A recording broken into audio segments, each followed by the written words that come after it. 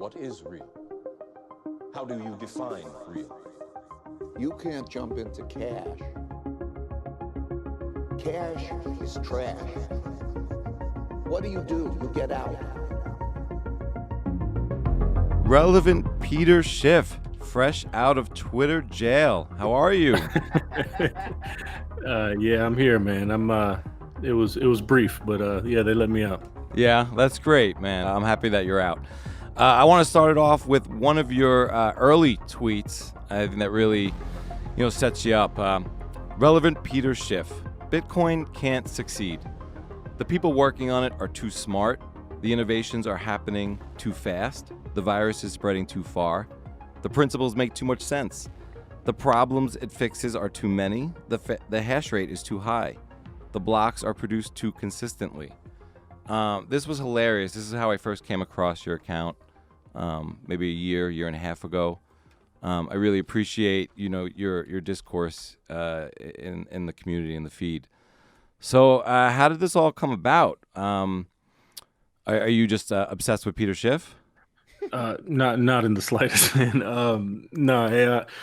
I had I've got my real account, which I use minimally, but yeah, I found myself spending an inordinate amount of my replies, which are very few, kind of telling what a clown he was being, because he's just very disingenuous when he talks about Bitcoin and clearly knows better and is kind of more just talking his book, or really just kind of fishing for engagement or whatever it may be.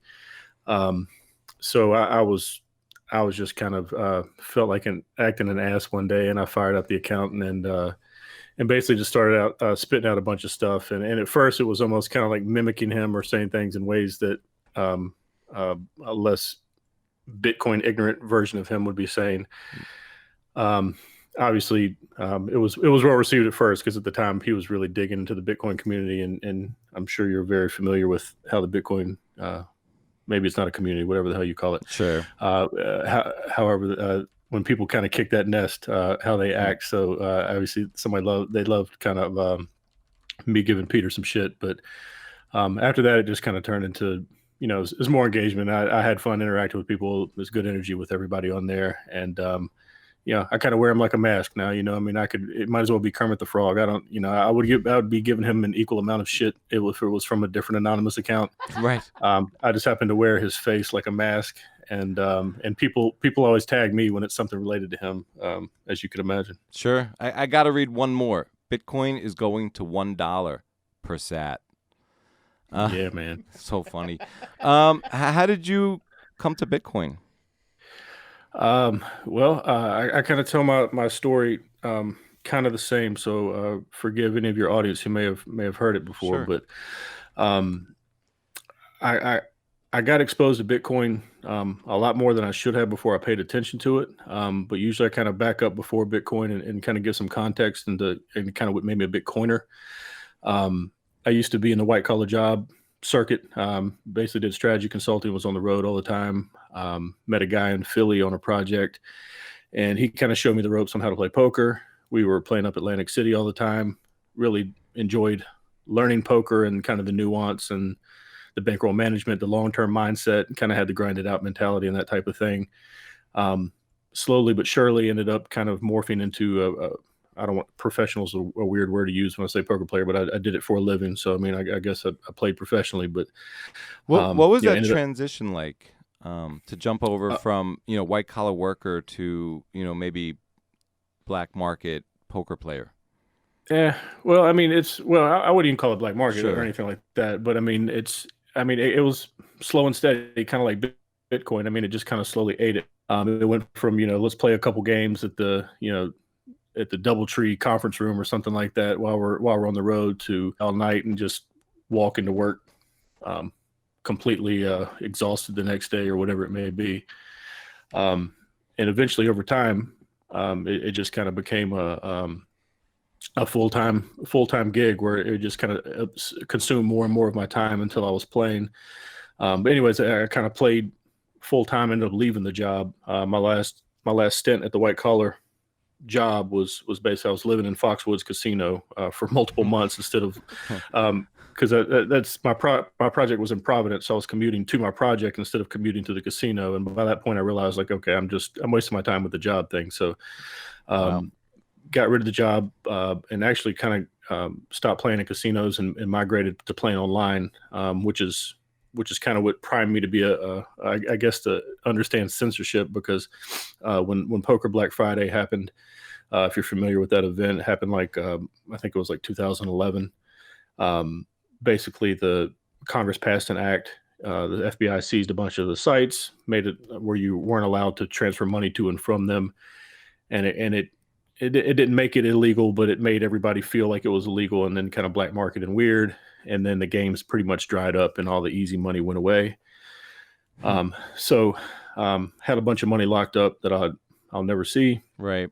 Which is unfortunate. So that's kind of the first lesson with not your keys, not your coins, and censorship. Right. Which kind of, I guess, taught me that lesson. But then kind of to move along to how I found to answer your question, which is a long-winded answer there. No worries.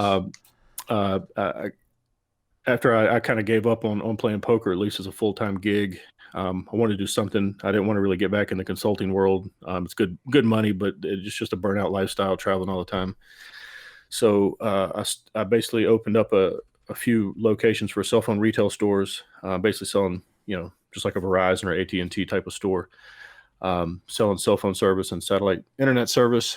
And once I kind of spent the time to get that fully staffed and operational and work out all the kinks of it, I started running a poker game out of the back of my stores, and which did better than the business for me. So that was a nice thing too, to kind of get back into poker and earn some income from that as well. Were these big decisions for you to kind of run these tables out of the back of your store? No, I mean, worst case, I mean, I get a landlord that slaps me on the wrist or something. I mean, it's nobody's. I mean, of course, I didn't take any rate from the game. I didn't earn any money whatsoever or anything like that. Right. It was all charity and free. But if anybody's listening, but well, I dig, because it seems like, there's this, people can do what they want with their money, is kind of I think a bit of this ethos here with the opportunity you're providing for your players. Absolutely, yeah, and that's kind of how I saw that. I mean, I live in a place that's not necessarily. I mean, we can get to a casino, but I mean, it's a little bit of a hike. There's not one 20 minutes down the road. So there's a pretty good like home game circuit, or there's several guys that run games around here. But anyways, I enjoyed doing that, and we would kind of do that several nights a week. And I had one of my players was into me for a couple grand, because depending on the player, I let him run on credit, that kind of thing. But he was into me for a couple grand, and he got locked up, and he basically didn't want to run interest on the debt, so he wanted to over collateralize his the money he owed me. And the only thing he had of value at the time was Bitcoin. Nice. So this was my first actual touch with Bitcoin. At the time, it was trading in the low teens. So basically, he was into me for like $2,000, and he sent me 200 Bitcoin to collateralize his debt, which was, I feel like it was 2,500 to $3,000 in total value at the time. How were you guys transferring the Bitcoin at that time? I mean, it was because you're new to it. So long ago. Yeah, it's so long ago, it's kind of foreign to me, but it was just some website, because I remember I had a password to log in. I still remember, I'm not going to say it out loud, but I still remember the password to log in. I guess it was just like a web wallet that just had like, it was like a username and a password. I remember having to do something with like having a PGP key in case somebody needed to send me some type of email. And like, I had instructions literally printed out. Like, if I need to do something with this, like, here's what to do. Never had to do anything with it. And I basically turned it over to him afterwards. So he literally sent it to me. I saw that I could access it, and he probably had like the key or whatever, and could have just gone back in and taken it. I wouldn't have known any better, but that probably wouldn't have been wise. Yeah, I'm wondering what your comfort level was with dealing with Bitcoin, at first glance back then. I mean, dude, it was, it was a couple grand. I mean, it to me, I could write it off and be all right. But I mean, realistically, people in the, let's say the gambling world know that just absolutely kind of stealing or intentionally grifting somebody out of some money could lead to some bad news for them. Right. So that kind of thing. But anyway, he got out of jail, and from what I understood, he sold most of all his belongings to pay it off to get his Bitcoin back. Wow. Which to me was kind of interesting because it's just, it's like, okay, well, I don't know what the value he sees in it, but it kind of left a seed in my head. There's something there that matters, or for him to some reason. So that was the first Bitcoin touch, and then the next one came pretty quickly after. So my poker game, I have a lot of degenerate gamblers basically that played. Sure. And I don't know if you know how poker's played, but like we were playing 1-2 or 2-5 no limit poker, and some people were straddling to like $50. We kind of put like unlimited straddle. I mean, they were just, people were throwing lots of money around for that size of a game. Okay. And so we just had some, I mean, people betting $100 on coin flips on the side, just dumb shit to pass the time. So several of these guys had bookies. Several of them were, wanted to know the score so they could, call their guy or whatever. And I was like, wait a minute, I'm the house here. What am I doing? So but basically I decided I was going to branch out and start booking sports action at my games, which turned out to be better for me than the game. So I was how so? Well, of course I didn't make any money doing so, but if I were to theoretically say I did, I might have made a few more dollars doing so. Right. But my players kind of bet frequently. I mean, I had people that wanted to bet on, like, there's a dart championship, which kind of sticks in my head. Like, of course, people don't know anything about fucking darts, but there's a guy that's literally wanted to bet on it because he just wanted to bet on everything that's on the board. Sure. And when you're taking those bets manually, you can't scale that. You just kind of have to, okay, well, here's the line. Do you want it? Okay, confirm, got it. And it's a lot of back and forth. You end up stuck on your phone all day. So I kind of searched for a automated solution to that, and I found what's called a pay per head site, which is essentially an online. It's kind of like an app, somebody or a web interface you can log into and say, okay, the Dodgers are 2.5 run favorites over the whoever. And you can place theoretical bets. No money gets exchanged with these sites. It's literally just I set a theoretical credit limit in the app, give you your login, you make theoretical bets. It keeps a ledger of that and tells me theoretically who owes what at the end of each week. And then for each of those players that's active, whether you made one bet or a million bets, you pay per head, and it's based on your, if you've got like 10 players, you pay whatever it is, like $12 a head. Once you're up to 50 players or 10 to 50, you kind of, it scales down in price as you scale up in players. And theoretically, once I got to right. In theory.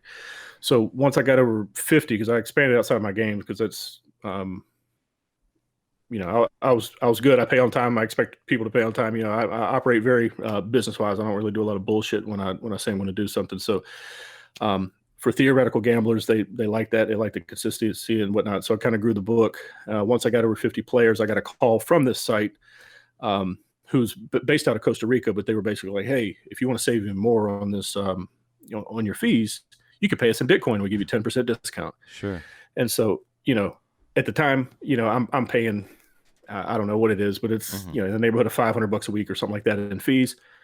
What's $50? You know what I mean? Compared to, I don't know anything about Bitcoin. I don't know how to access it, store it, spend nothing, right? Doesn't matter to me. I don't care. I don't know why you want it. But that kind of planted another seed in my head as far as, okay, these people would probably be considered gray market at best. They're not doing anything illegal. They're just putting lines and playing fantasy, right?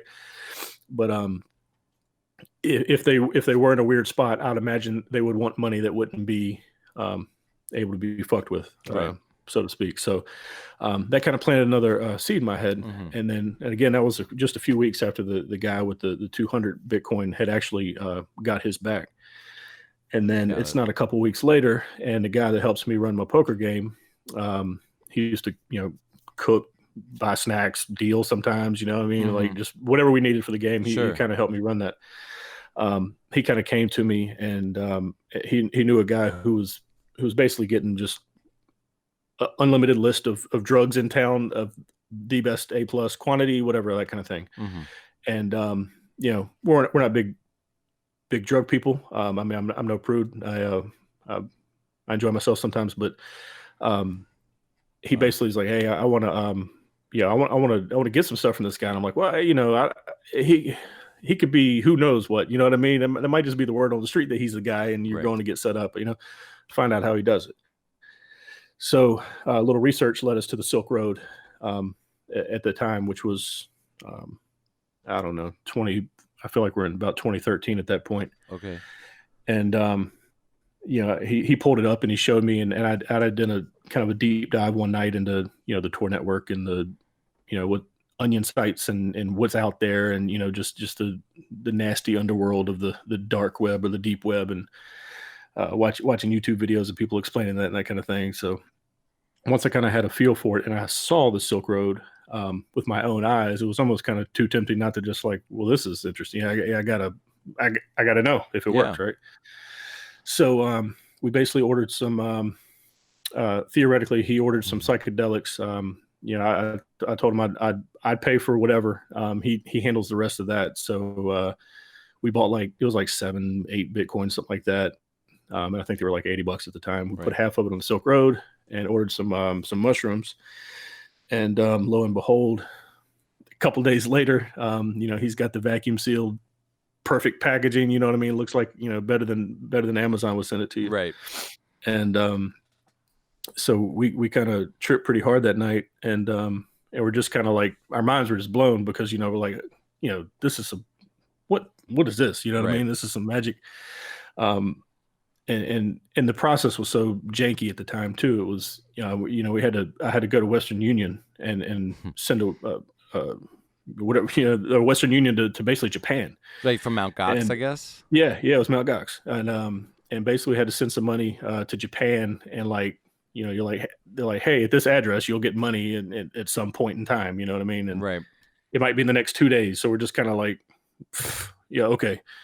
And I like to say, knowing what I know now, like I would absolutely not do that a second time, not just for the legal possibility of ramifications there, but that obviously seems scammy, but apparently was not, and it worked. So well, maybe there's a code, kind of like where in the poker world there's this code. It seems like you're comfortable in these venues where people honor the code, and the code is do what you want, just pay up. Yeah, well, I mean, and it very well could have been some scammy person over there, sure, that would have felt the same way. I might have just been more lucky than good on that. But yeah, I mean, I definitely kind of identify with that mentality. I mean, just be a man of honor. If you say what you're going to do, then do what you're going to say. You know what I mean? Right. So anyway, we basically we tripped pretty hard that night. I believe we watched Alice in Wonderland, which is kind of fitting. Sure. But we were just talking about, holy shit, man. We just sent some shit to Japan. All of a sudden, we've got mushrooms on the doorstep. Right. And, here we are now. So I thought that was pretty awesome. Magic money. Yeah, no doubt. So I'm kind of determined at that point I'm going to learn what Bitcoin is, because it can facilitate this happening, right? The people in Costa Rica want it for whatever reason. My guy that got locked up from the poker game was adamant that he wanted it back. And, again, why would you be selling your furniture for this stuff if it didn't mean something? Yeah. So, I'm going to dive in. And then 2 weeks later, Silk Road is shut down, and I kind of burn it. I don't care anymore. Don't want to hear about it. Right. I'm sensing a theme with the online poker shutdown, the Silk Road shutdown. You were shut down on Twitter the other day. There's a censorship theme. How much do you think, gambling, casino type atmospheres primed you for Bitcoin? Asymmetric bets, waiting for your turn kind of thing. How much do you think that primed you? Probably more than I kind of consciously think about. I definitely, in the way that, not in the way, but I changed when I kind of came to poker as a human being, just, learning to, how to play the right way, how to read people. There's body language to it. There's math to it. There's kind of like, Bitcoin, there's 50 disciplines that surround it, right? It's not just a thing. There's a lot of things that surround it. So kind of learning that, kind of thinking about that long-term mentality of what kind of pick your spot and be tight and aggressive. And when you find the right spot, dive at it. So, yeah, I mean, I don't really kind of actively think how poker did that for me. And I assume that it primed me pretty well for it, just kind of being in the ability to kind of separate emotions from money, things like that. I could take an 80% drawdown and, it doesn't feel good, but I mean, I would almost prefer an 80% drawdown right now, just because, I get excited at the idea of cheap sats, because my conviction is, I mean, it's 100% minimum. Right. I'm sold. Yeah. Have you had experience at a table where you've been drawn down 80% and fought your way back and grinded it out? Oh yeah, right. I mean, So, many times. Yeah. I'm sure that lays in somehow to your Absolutely. Bitcoin, ethos, I think. Why do you Bitcoin so hard? Because what else you gonna do, man? If you ask enough questions and follow them to their ultimate conclusions, you kind of land at Bitcoin no matter what you do. Yeah. That's kind of the way I see it. Yeah, if you could talk to Peter Schiff like face to face, what would you tell him about Bitcoin? Man, I don't know. I don't really give a fuck what he thinks anymore. Like I said, I wear him like a mask. Everything that needs to be told to Peter has been told. He's well aware. He's, I've got respect for Peter. If you take out Bitcoin, I've got some respect for Peter as who he is as a human being. Kind of the causes he fights for and his economic mind and that kind of thing. So Sure. he's a sharp guy. He's doing this at a very specific angle. I assume it's only because he can't sell Bitcoin or doesn't sell Bitcoin. And that's not good for his business if he converts, because being a Bitcoin bull is not profitable in itself, other than possibly Right. owning it and profiting from it. So he knows everything he needs to know. I think he's actually kind of leveraging his son, and his son has kind of tweeted about Bitcoin a few times, and I think he's kind of leveraging that as the play to be exposed or to act like, what I mean, to kind of play that up or Play whatever. both sides. So yeah, I mean, yeah, he's whatever, man. He's to me, if you're not if you know enough to know enough and you're not on the train, then just get run over by it, man. That's the way I see it. I mean, you've had enough time to pay attention, and if you're not, then too tough. I mean, I didn't really know him before Bitcoin, but I learned about him through Trace Mayer, and he kind of heard about Bitcoin so early. I just can't imagine how he's just. I see it as he's chilling his bags, and he's just extremely bitter. I mean, I don't know how you're worth whatever the hell he's worth, and if you heard about it at single or double digits, and you didn't just take a flyer on it and buy 1,000 of them, you know what I mean? Just for shits and giggles, because it means nothing to you. Again, we don't know he does. Maybe he did. I thought it'd be a lot easier for him to take like maybe the Dan Tapanero route and just sell gold and Bitcoin. I don't know why he fights it so hard or sees it as his own. Because I think at this point it really gets him more engagement than anything on Twitter than tweeting about gold would. Yeah, well, I mean, I think that's the only reason. Right. He still puts the fishing hooks out there, and probably because a lot of Bitcoiners have that same kind of hard money mentality. Even though Bitcoin is superior, I mean, gold is obviously, it's not like it's a joke or anything. So I'm sure he ends up recruiting some converts or some people that want to hear what he has to say, and I'm sure some people slide from the Bitcoin world towards his direction out of the just the sheer volume. Yeah. I think he's just trying to keep his gold bugs. I don't even think he's trying to get too many Bitcoiners. What do you think of gold's monetary premium? Gold's monetary premium? Yeah.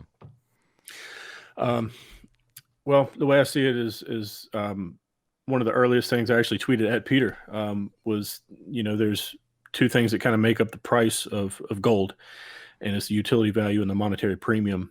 And, the utility value for something that goes in a piece of electronics or whatever the use case is, aerospace parts or whatever, that price I can't imagine is too flexible, because there are other materials that also work for those things.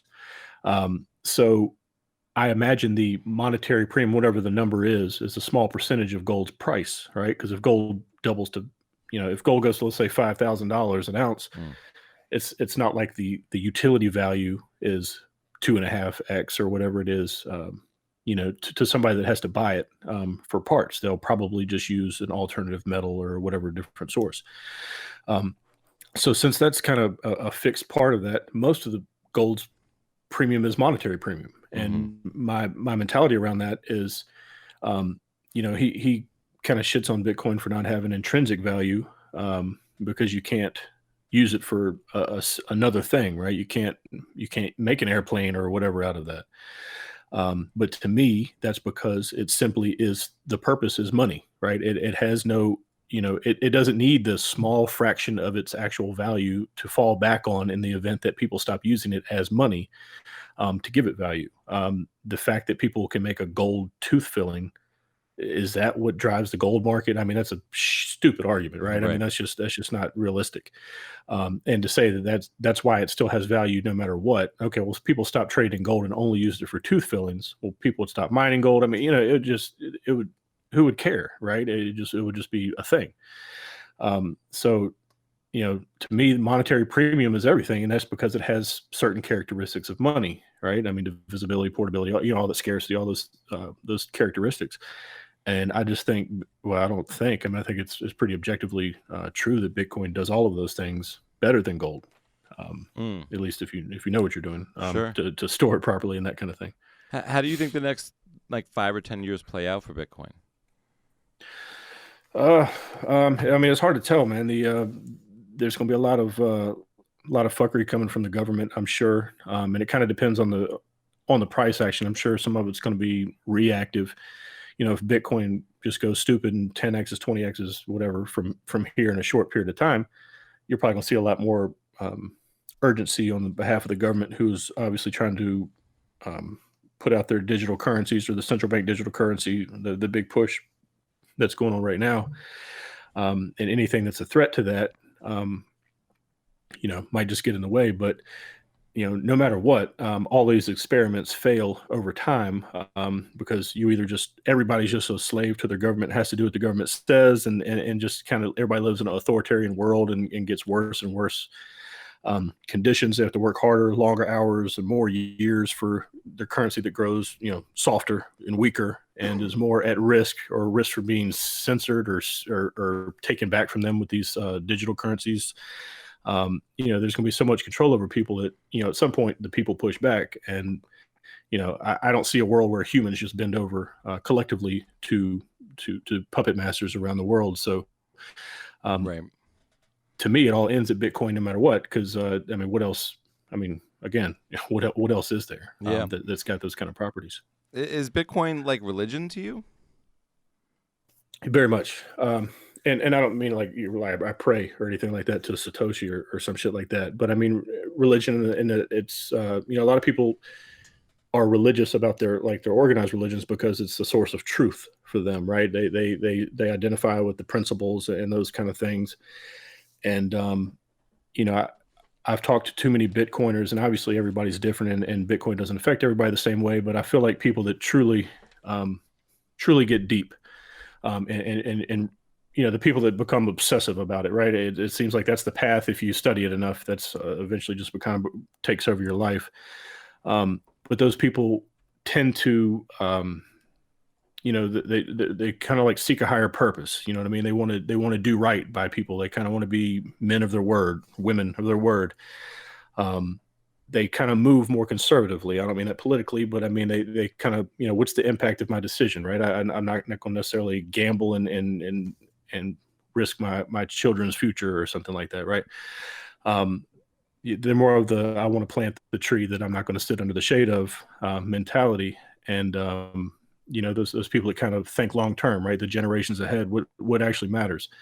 And to me, that's what other way is there to be? You know what I mean? And once you've seen that kind of light, how do you turn away from it? And it's made me change as a human being. And I can't tell you how many ways. I mean, I used to have new plastic bullshit all the time that I was buying, and stuff that just doesn't matter at all. You know what I mean? And it's literally like, I mean, any materialism that I've had is almost kind of gone. Like I literally just don't care anymore. Because I want what's best for those around me and those I care about, and try to be a person of honor, honestly. Yeah. Do the people around you and those that you care about, have they heeded your word? Are they interested in Bitcoin? Do they think about money in the way that you do? Well, most of them, they don't get a choice, because those close enough to see me enough, hear it enough, and they whether or not they want to, they kind of get dosed. But I mean, yeah, I mean, everybody within 1 degree of separation of me owns a Bitcoin. I mean, Oh wow, straight up. I mean, that's I mean, awesome. yeah. I mean, you family members, friends. I mean, whatever it is. You know, it was, I think it was like New Year's last year. I was, or what? I think it was maybe New Year's, but it was like Bitcoin was trading at 8K, and I sent out a group text, and I was like, "You can buy an unlimited amount, and if it's less than 8K at the New Year's next year, I'll buy it from you for your price. Right. Here's literally risk-free." And people took you up on it. Your friends and family. Yeah, well, not so much family, but yeah, I mean, there's a couple bites, but most of it was just kind of like, oh, okay, you know, Right. big deal, you know, kind of, you know, big guy over here. But it's just like, no, I'm just trying to literally lead you to the light, risk-free. Yeah. But yeah, man, I mean, everybody that I kind of feel it's almost like my I don't want to say like my duty or whatever, but not even to get people into Bitcoin, but to kind of wake up from the fiat trap. You know what I mean? Like I kind of view the world as like, you remember that show, The Walking Dead? Did you ever watch that show? No, I did not. Yeah, you didn't miss much, but basically, I'm sure you can get the gist of it. But I mean, they were basically, the world was filled with zombies, right? They were just kind of walking around mindless. You know what I mean? Yeah. There were people that weren't zombies but didn't really have a home, so they kind of wandered around and they were looking for the right thing. You know what I mean? And then you had these people that are almost like in their little citadels or whatever, wherever they could hole up and kind of defend the fort.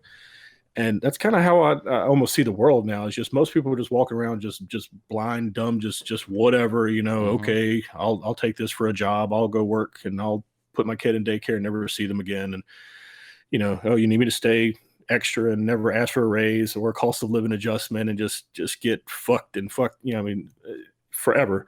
And that's kind of how the most of the world is slowly trained to be. You know what I mean? Just work off that 100K in student debt, and then you'll finally be able to get a house. It's interesting because I was going to ask you what the barrier to entry is, and I think you kind of answered it where you said, you know, most of the world is trained to be.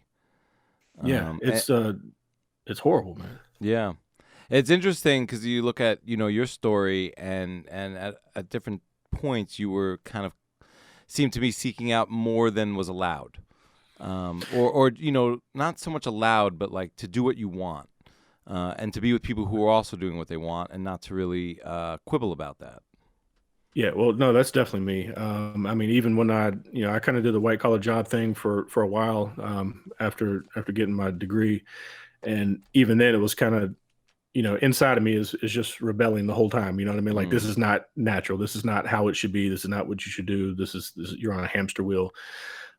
So I've kind of been, you know, well, I call myself unemployable. It's not true. I mean, I can be a very, very good employee. I can get things done, and I've done, you know, pretty big things at a white collar job on public sector projects and that kind of thing. But, you know, my mentality is not employable. You know what I mean? It's kind of, I need to be a free man, and I can do great, very hard work at whatever, you know, I think is right. But I mean, it's always kind of been, you know, what's right to me and what feels right and that kind of thing. Right. And yeah, it's definitely always been a search for more, but it's funny, a lot of those other things kind of fell away. You know what I mean? It's almost like I found it, you know what I mean? I'm here now.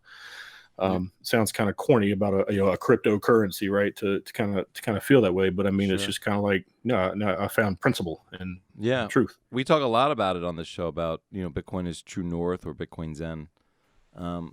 So, I mean, obviously, you know, you're a hardcore Bitcoiner. What do you think of the word hyper Bitcoinization? And I'm not talking about price, but I'm just talking about like where things are going for Bitcoin, where things are going for the monetary system, you know, and how do you see things playing out? Maybe even, let's take a longer view, maybe 20, 30 years.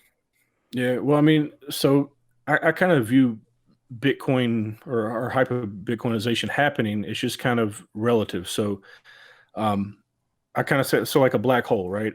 When we look at a black hole through a telescope, it looks like it's standing still, right? Nothing's happening because time is so distorted at a black hole. Gravity is so strong.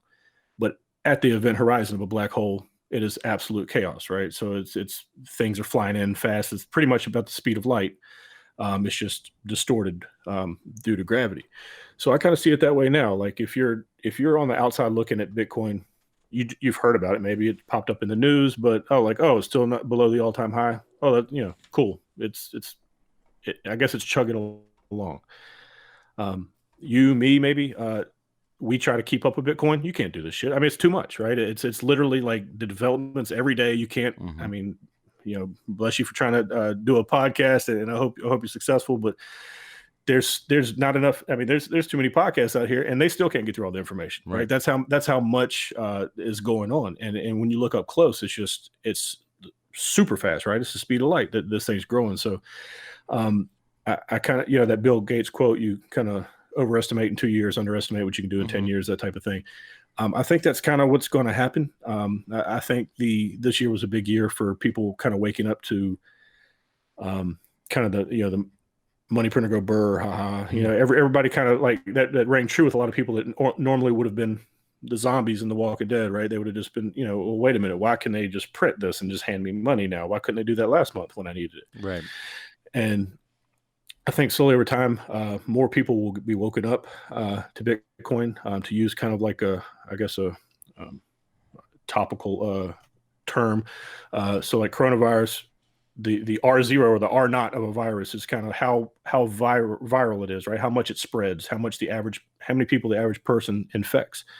And I think the R0 of Bitcoin is going up, right? So the virality of Bitcoin is going up. Like it used to be, some nerds kind of doing some things, trying to get people to come to a conference.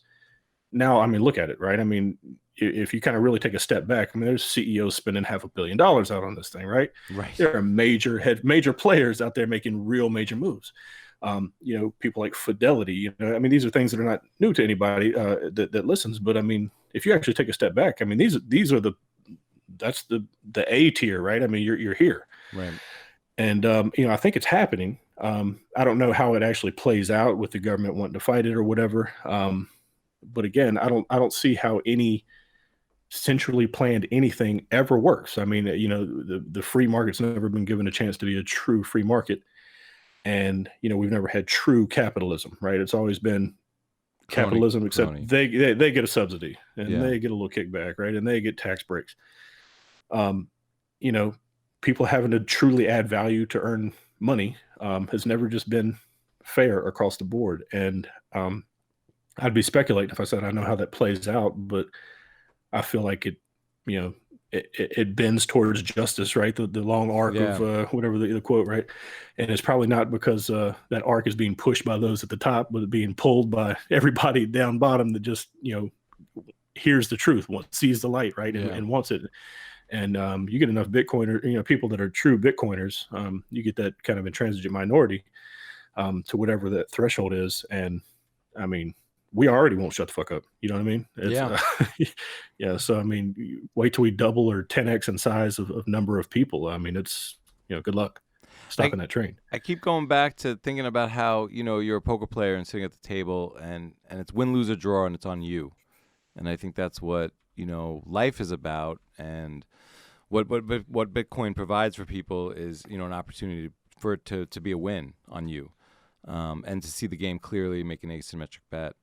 And to play a fair game that works, it's not rigged. Right. Right.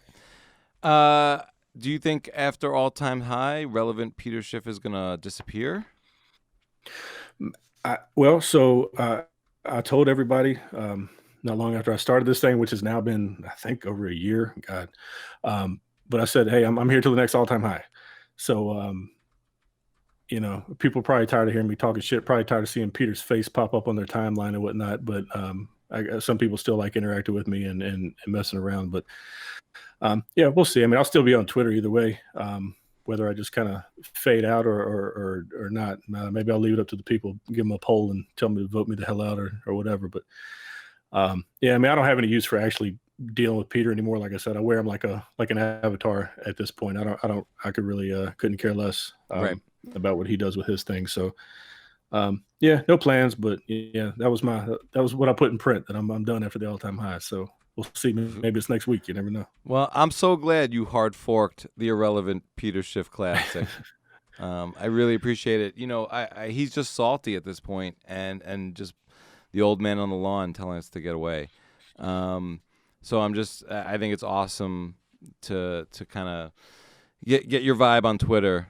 And I love one of the things you say is, it's like, it's my money. It's just not accepted everywhere yet.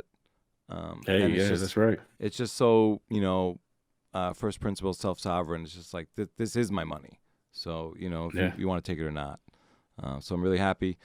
I think it's awesome. Normally I ask people where they can find you. Obviously, it's at relevantpeterschiff.com, at Peter Schiff on Twitter. Is there anything else that you'd like to share with everybody before we head out?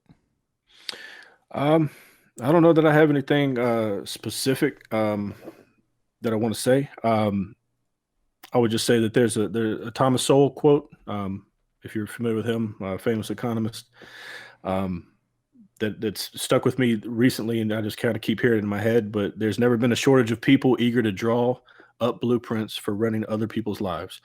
And just remember that there's always going to be somebody that tells you how to do it, but they've never done it, or they're telling you to do it because they're benefiting off the sweat of your back. And I would just say, fuck all those people, and you do whatever you feel is right. Do your own research and be who you are, because if we have enough people that honestly take ownership of their life, man, whatever that leads, whether it's Bitcoin or not, I don't care where that leads you, but just that change in mind mentality. And we've got way too many soft people out there now that just wouldn't cut it in a real world where they weren't babysat. So by all means, do what you got to do to be better, stronger, faster, harder to kill, whatever that is. Protect your money and don't let anybody fuck with you. So that's about all you can really do. Yeah. I hope you stay with us as long as we need you. I don't know how long Bitcoin Twitter will be here for. I think eventually it might disappear because, Bitcoin would just be money and everyone will accept it. But until then, I think your shit's evergreen. I love, coming across your thoughts on Twitter. And I think that, you are more relevant than Peter Schiff.